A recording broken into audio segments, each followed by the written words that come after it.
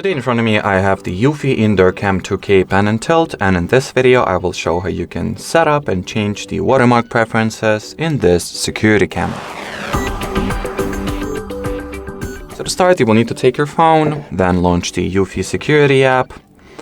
Over here, launch the camera settings, go into the video settings section, then watermark.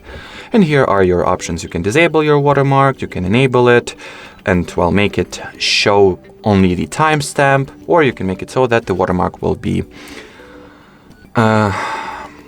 contain both the timestamp and the camera logo. Once disabled, that's what it looked like.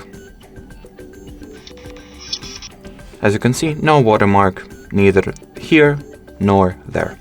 So as far as this video goes, that'll be it, guys. Thanks for watching, thanks for your attention, and bye-bye.